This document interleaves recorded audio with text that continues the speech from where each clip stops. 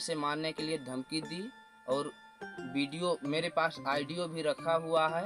Audio में भी जान से मारने के लिए धमकी दी और घर में आए तो मेरे दीवार में गहरी चोट मारी गई है, टांगे से और या टांगी से, जाले से भी मारी गई हो, हमको इतना जानकारी नहीं है।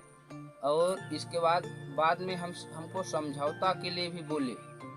मैं जब रिपोर्ट करा चौकी थाने में बरका, तो उसको समझौता के लिए भी बोले कि नहीं तुम समझौता कर लो।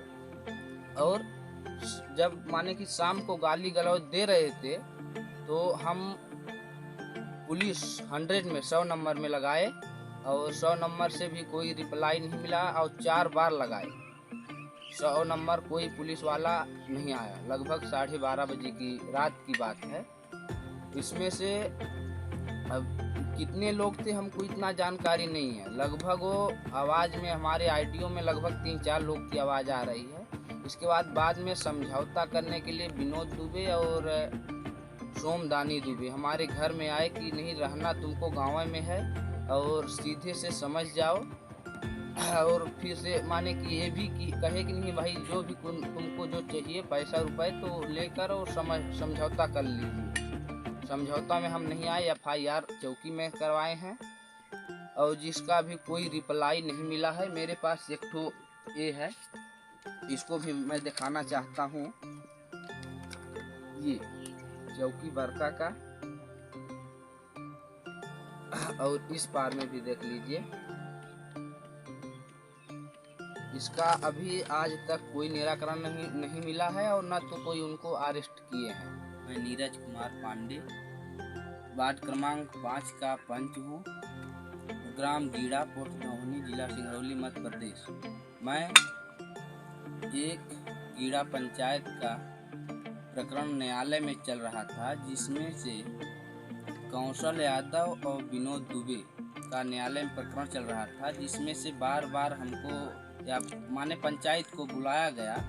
पंचायत किस विवाद को लेकर न्यायालय तक प्रकरण पहुंच गया?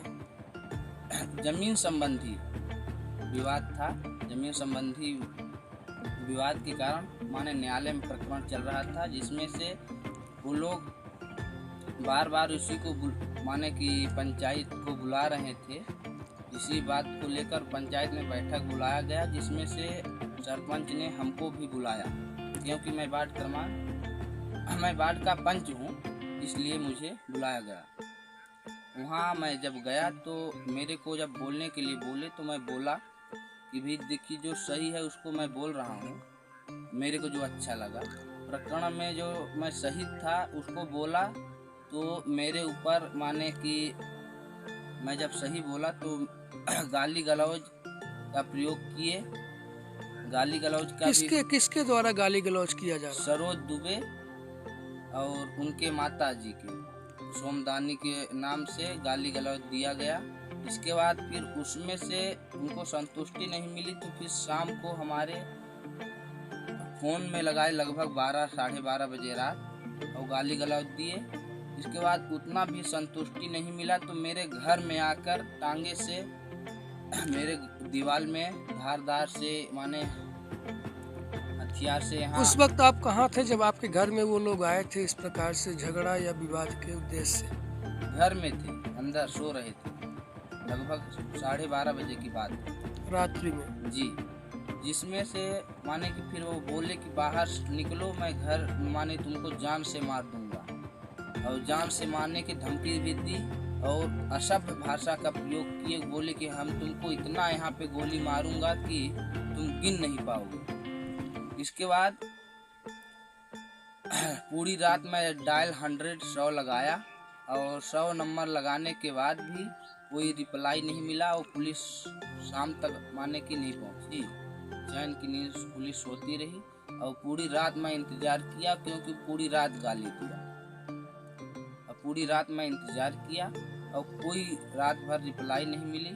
इसके बाद मैं सुबह में पुलिस चौकी बरका और थाना सरई में जाकर रिपोर्ट दर्ज कराया, जिसमें से मैं यहाँ से पैदल लगभग गया कुछ दूर तक, क्योंकि मेरे घर में माने कि अगल बगल लोग बाग लगे थे कि नहीं ये चौकी न जाने पाए। इसके बाद मैं जब वहाँ गया चौकी में तो मेरा FIR लिखवा गया। वहाँ लिखा के मैं आया वहाँ से। तो इसके बाद सोमदानी दुबे और विनोद दुबे मेरे को समझौता के लिए बोले कि तुम समझ जाओ, रहना तुमको भी गांव में है, हमको भी रहना गांव में है। और इसी के लिए वो हमको बार बार समझौता के लिए भी बोले, और 1-2 लोग बोले भी, फिर बाद में बोले कि रिकॉर्डिंग कर लिए तो क्या कर लिए। अड़ोसी पड़ोसी बोल रहे थे कि रिकॉर्डिंग क्या चाहते हैं आप?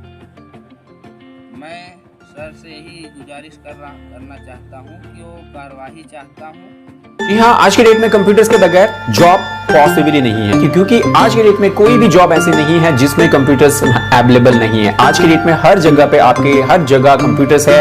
आप कहीं भी बैंक में जा रहे हैं तो कंप्यूटर है, आप कहीं पैसे निकालने जा रहे हैं तो कंप्यूटर्स, आप कोई बुकिंग के लिए जा रहे हो तो कंप्यूटर है। कहीं पे भी अगर आप जाते हैं तो बिना कंप्यूटर की स्किल्स के आपको जॉब मिलना और कोई भी काम करना ये इम्पॉसिबल सा हो गया है। तो अगर आपने अभी तक कोई कंप्यूटर की स्किल नहीं सीखी है और आप इससे अभी तक अपने आप को अपग्रेड नहीं कर पाए हैं, तो जाके इस 3 मंथ के कोर्सेज को आप सीख के आप आसानी से विदिन 3 महीने के अंदर ही आप अपनी कंप्यूटर स्किल्स को बिल्डअप करके आप कोई भी कंप्यूटर में जॉब के लिए तैयार हो सकते हो।